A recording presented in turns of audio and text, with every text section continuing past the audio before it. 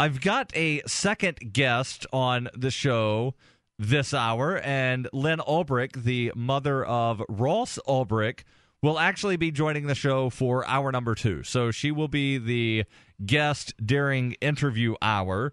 But right now, I am joined by Ian Freeman, who is the creator and one of the hosts of Free Talk Live. Ian is also the man behind LRN.FM, which is the network that this show originates on. So, Ian, thank you for coming on. Oh, my pleasure, and thanks for having me. How exciting that you're going to have Lyn on in the next hour. She is just a super nice lady. Glad to have gotten to meet her at the Porcupine Freedom Festival, and it was so awesome. I mean, for listeners that don't know, she's the mother of the man who's been accused of running the Silk Road, which is sort of an underground black marketplace where you can buy drugs, fake ID, all kinds of interesting stuff. And her son is facing probably a good chunk of his life, if not the rest of his life, in prison. I would say it's probably the rest of his life. Yeah. Because on charges such as the ones that he's facing, the money laundering charge, the drug selling conspiracy charge, plus they have the what is commonly called the kingpin charge, which is what they normally attach to somebody that is the head of a cartel. Once you get those kinds of charges, even if each charge only has a maximum of 20 years, they're not letting you serve those concurrently. Sure. They're making you do those consecutively, which means that you do the first 20 years and then you have another 20 years and then you have another 20 years. So, yeah, he's pretty much, if he winds up getting convicted of these charges, he is most likely going to be in for the rest of his life.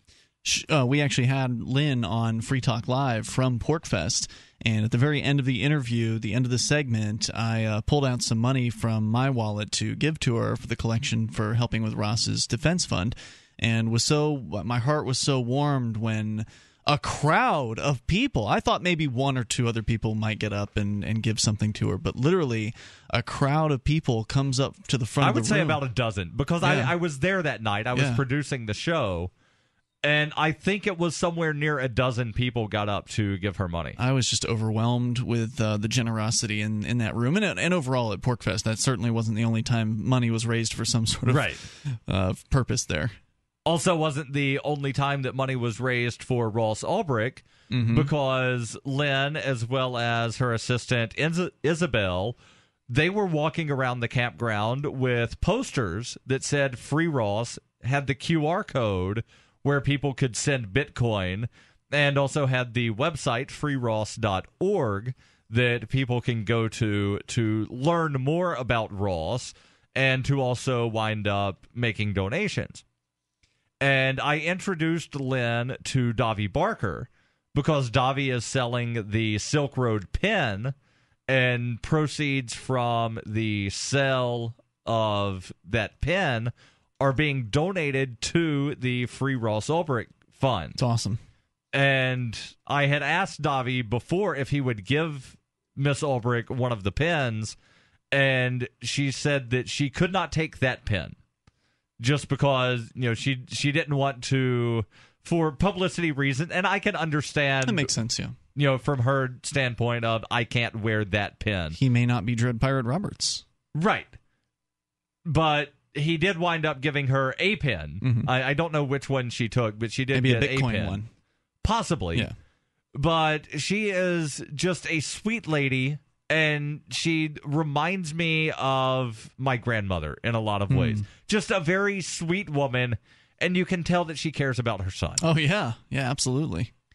And there's been some disappointing news in relation to Ross Ulbricht, to where during this past week, the judge presiding over the case threw out the motions to drop charges, saying that, well, Bitcoin is enough like money so that the money laundering charge can go forward.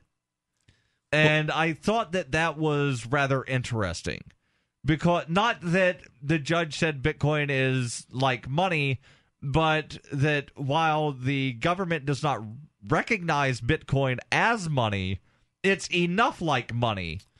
Well, now wait a minute. I thought FinCEN and some federal court judge, a different federal court judge, had ruled that Bitcoin was money. And it was the IRS that had ruled that it is not money, that it is property. So right. It seems like there's conflicting opinions within the federal government. There are conflicting opinions, and the judge actually put in her ruling that neither FinCEN nor the IRS have the authority to regulate what is money for the purposes of money laundering laws. So the judge says it doesn't matter what the IRS says. Mm-hmm. The judge says it doesn't matter what FinCEN says, because Congress has not passed anything saying that it's money. The fact that it's close enough to money. And it's one of those things of, okay, so anything that's a currency or anything that could possibly be used as a currency could get you in trouble for money laundering. The way these laws are written is so open-ended in a lot of ways. They are, but at Porcfest, there were people that were, bartering with eggs. Mm-hmm. Like, hey, I've got some fresh eggs that I picked up from my chickens before I left for Porcfest. Can I have, fill in the blank? So does that then make chicken eggs close enough to money to where somebody could be charged with money laundering for doing something with chicken eggs? It's a very slippery slope of once you start saying, it's close enough to the offense.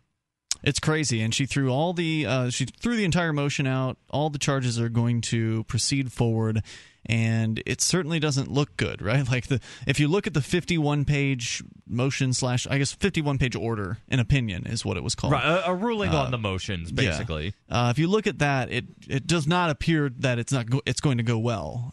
Whatever this trial. Now, is it going to be a jury trial? That's what I'm wondering.